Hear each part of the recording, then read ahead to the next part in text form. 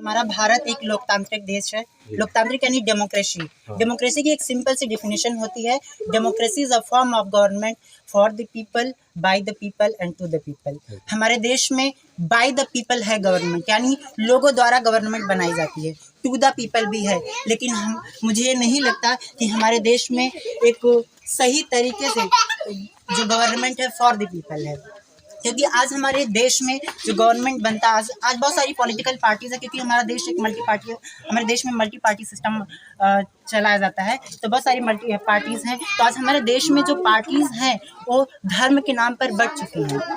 तो मैं चाहता हूं कि हमारे देश में, हमारे राज्य में, हमारे ग्राम सभा में एक ऐसी गवर्नमेंट हो जो डेमोक्रेटिक का सही एग्जाम्पल हो। मैं चाहता हूं कि हमारे यहाँ एक ऐसी गवर्नमेंट हो, हमारे यहाँ एक ऐसा विधायक हो, एक ऐसा एमपी हो जो लोगों की छोटी छोटी समस्याओं को जाने। मैं नहीं कहता कि वो रोज़ हमारे गांव में आए, रोज़ हमसे बातें करे। मैं बस ये चाहता हूं कि उसे हमारे समस्याओं का ज्ञान होना चाहिए। मैं ये चाहता हूं कि उसे हर एक वो सिर्फ अमीरों को नहीं, वो गरीबों को पहले ध्यान में रखे। आज हमारे देश में क्या हो रहा है कि अमीर अमीर होता जा रहा है, गरीब गरीब होता जा रहा है। लेकिन मैं चाहता हूं कि हमारा देश एक, मतलब कहते हैं कि देश का विकास तभी हो सकता है जब गांव का विकास हो। तो गांव, मैं चाहता हूं कि हमारे देश का विकास गांव से शुरू हो, और जब तक गांव विकसित नहीं हो सकता तब तक मैं नहीं मानता कि हमारा देश विकसित हो सकता है। और रिसेंटली हमारे जो दिल्ली, हमारी जो देश की राजधानी है दिल्ली, वहाँ के सीएम हैं अरविंद केजरीवाल जी, उन पर कई सारे आरोप लगाए गए हैं और उन्हें मतलब शायद जेल भी ले जाया गया है। तो लेकिन देखिए, जब कोई सच्चा होता है तभी उसके पीछे कोई ना कोई पड़ा होता है। कहा जाता है कि सही है, शक सोने की शुद्धता पर की जाती है। तो मैं चाहता हूं कि एक ऐसा ही सोने की शुद्धता जैसा गवर्नमेंट, एक ऐसे ही सोने की शुद्धता जैसी शुद्धता जैसी एमपी और विधायक हमारे गांव में, हमारे मोहल्ले में, हमारे शहर में बने।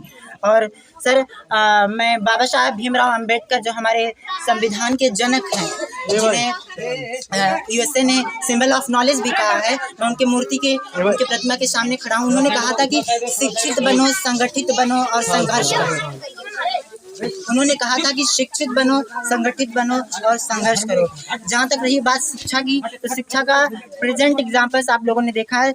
शिक्षा आज भले ही बढ़ रही हो, लेकिन अभी हमने रिसेंट में एग्जाम्पल्स देखे हैं कि जितने भी एग्जाम्स हो रहे हैं, कहीं ना कहीं उनके पेपर लीक हो रहे हैं और एग्जाम रद्द करा दिए जा रहे हैं। और एग्जाम्स कोई अमीर का बेटा, कोई एमपी का बेटा, कोई बिजनेसमैन का बेटा नहीं दे रहा। सारे के सारे मिडिल क्लास फैमिली से जो भी युवा दे रहे हैं, मिडिल क्लास फैमिली से हैं, गरीब हैं। आखिर उनका ऑनलाइन का पैसा जाएगा, उनका जहाँ सेंटर जाएगा वहाँ जाएंगे, उसका पैसा जाएगा, वो एग्जाम्स देंगे, कहीं ना कहीं उनका भी उनका नुकसान हो रहा है और कहीं किसी अमीर का नुकसान नहीं हो रहा है। तो और शिक्षा हो गई। बाबा साहब ने कहा था शिक्षित बनो, संगठित बनो। जहाँ तक रही बात संगठित होने की, तो आज हमारे देश में धर्म के नाम पर हमें बांटा जा रहा है। मैं चाहता हूँ कि लोग जागरूक हों। धर्म कोई भी हो, मैं नहीं कहता कि आप धर्म छोड़ दीजिए। हमारा भारत एक सेकुलर कंट्री है, जहाँ हमें हर धर्म फॉलो करने की इजाज़त दी जाती है। आप कोई भी धर्म फॉलो कीजिए, लेकिन आप संगठित रहिए, आप संगठित रहिए, आप एक साथ रहिए। जब आप एक साथ रहेंगे तब कोई सामने वाला आपको विभाजित नहीं कर सकता। और जब आप साथ रहेंगे, संगठित रहेंगे, तभी संघर्ष कर सकते हैं। और जब तक संघर्ष नहीं होगा तब तक बदलाव नहीं होगा, और जब तक बदलाव नहीं होगा तब तक विकास नहीं होगा। धन्यवाद। बहुत सही। तो पता आप लोगों को तुम्हारे फाइलों में गाँवों का मौसम गुलाबी है, तुम्हारे फाइलों में गाँवों का मौसम गुलाबी है। ये फर्जी आंकड़े हैं, दावे किताबी हैं।